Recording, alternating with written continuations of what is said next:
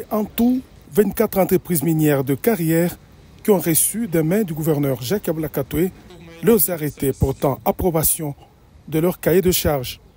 La cérémonie de remise s'est déroulée au chapiteau du Pullman Grand Caravia Hôtel de Lubumbashi en présence des membres du bureau de l'Assemblée provinciale conduit par le président Michel Kabwe Mwamba, le ministre provincial, les autorités coutumières des différentes entités bénéficiaires des actions sociales des entreprises œuvrant sur leur sol.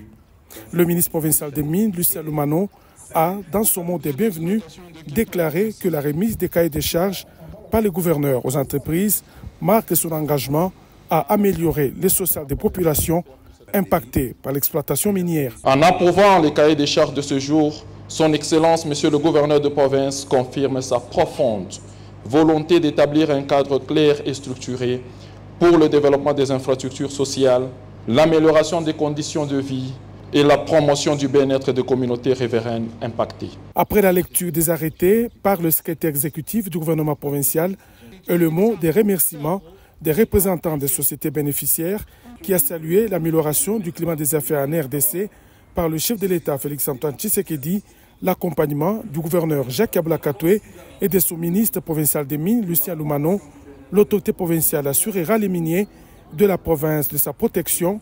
Jacques Ablakatoué les appellera également au strict respect du chronogramme des cahiers de charges. Observer ces engagements doit être en effet une règle inviolable. Observer ces engagements doit être considéré comme les services rendus aux communautés locales bénéficiaires d'un partenariat gagnant-gagnant mis en œuvre sous la surveillance rigoureuse de l'État. Chaque entreprise a reçu l'arrêté portant l'approbation de son cahier de charges. Il reste à le respecter pour le développement des communautés impactées par ces activités minières et le ministère provincial des Mines et d'autres services techniques ont désormais la lourde mission de veiller à son application.